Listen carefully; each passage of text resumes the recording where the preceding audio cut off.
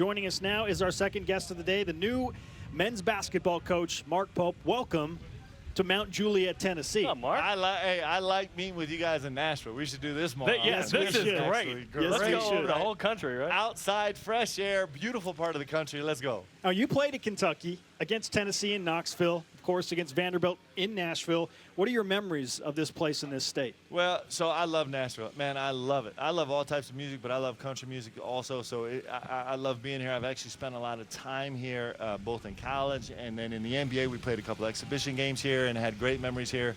So I love this area. But what I remember is if you go to Vanderbilt, so Vanderbilt's got a different gym. It's different than anywhere else in the country, I think, where they still line up the teams on the baseline. The benches are on the baseline. It's unique, yeah. So my junior year was my first year playing at the University of Kentucky.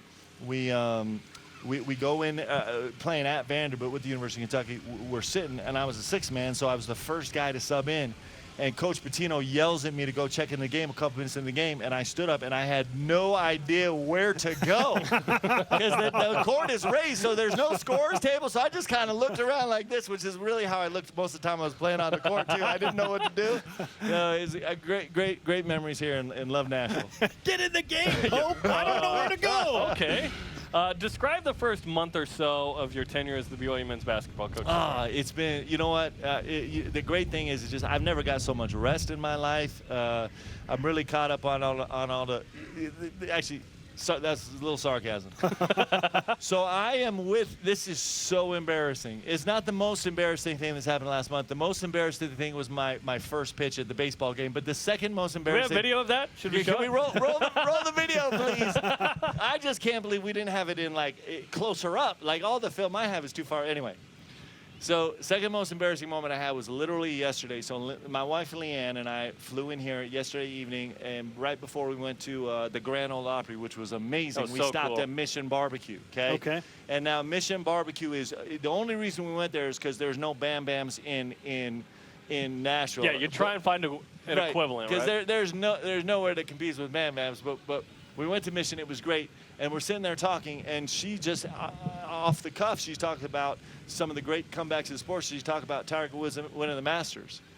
And I was like, wait, Tiger Woods won the Masters? Mark, you didn't know. Tiger Woods won the, I kid you not. Like, I swear, I was like, that is not true. I made her prove it to me on the phone. So you asked me what my last month has been like. That's what it's been like. I could not believe that Tiger Woods won the Masters. This is incredible. He's back. I've been waiting for this for like 10 years, and I missed it. I can't Delayed believe reaction. It. Yeah, so, I love it. There you go. It's an authentic reaction. Yes, he did it in early April, a month ago. Do you feel more mental heat as the head coach or more actual humidity heat right now? I love this humidity, man. It's like this. It's like this heat, and then your body sweat just wraps you up in a blanket. Like, this is home for me in a lot of ways. So I love the humidity, and the pressure of being the head coach at BYU is certainly the most pressure I've been under as a coach, and I'm so grateful for it.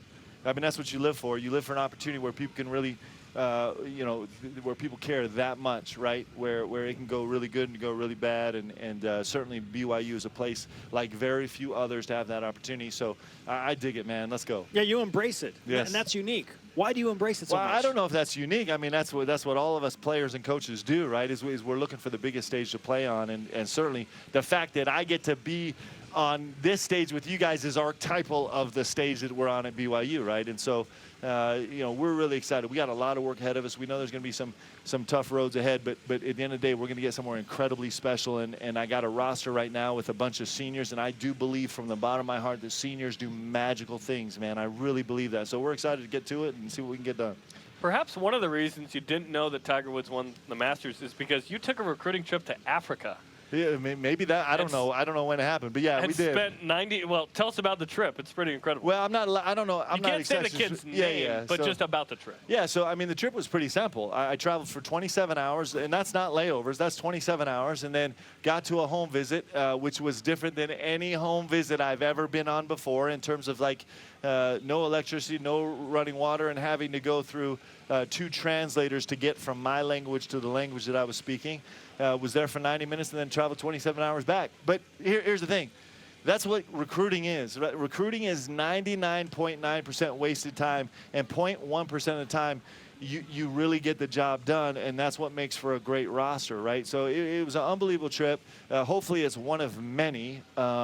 And it could be a trip where you travel 27 hours for a 90-minute home visit, or where you travel 5 minutes down the street and have a casual conversation that you're having on a regular basis. A 27-hour visit, maybe. Yeah, exactly. And it's just really it's identifying the guys that are dying to come play at BYU, that feel like they fit with me and with his university. And if you can find that, you just kind of search and search and search. And when you find those guys, that's when great things happen. So that's what we're searching for. Now, one of your assistants, Chris Burgess, recently joined us. He mentioned the roster still shaping out a little bit. There are a few players the staff's looking at with one true center on the roster. Is that the position of focus in recruiting for the next season? Some size, a center in that number 5 spot. Well, listen, we need size. Of course, we also need people in the backcourt. You know, right now probably our one true point guard on this roster is TJ, and TJ's graduating. And we don't have someone sitting in the wings right now that is like been groomed to take over that spot.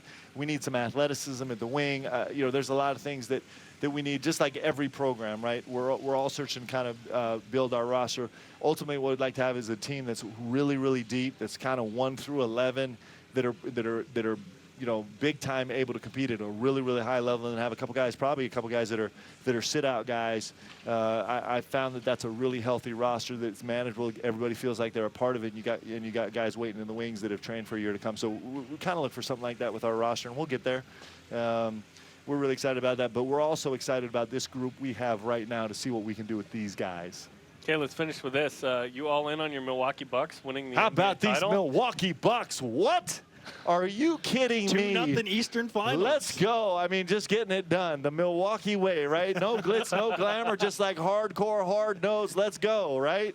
Fun tweet from ESPN the other day, the last Eastern Conference final team. And perhaps, since you didn't know that Tiger won the Masters, I don't know what else you don't know. Yeah. So ESPN sent out a tweet, and they said this was the starting lineup for the Bucks the last time they were in the Eastern Conference Finals. Yeah. And you were on it with your nice flat top. Yeah. So, and there was a reason for that. Here's the reason. Because when you put Ray Allen and Glenn Robinson, Big Dog, if you remember, one of the great scoring forwards of all time, and Sam Cassell, one of the great point guards of his generation.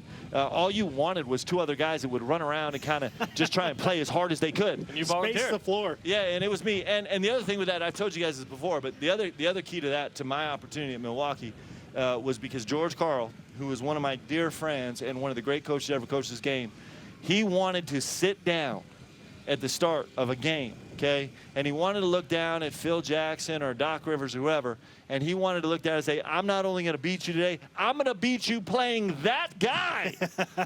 And so it was a beautiful combination about having these incredibly talented guys that did all the work and having a coach that was totally insane, lost his mind, and I got to play on that team, and it was really special. It was an unbelievable run. Oh, fantastic. Hey, go Bucks. Let's go Bucks. Come on, Bucks. let's go. Fear the deer. Go Bucks, go Cougars. Yes. Let's give you some karma for the road, for recruiting, for the offseason. Go get it done, man. Thank you, gentlemen.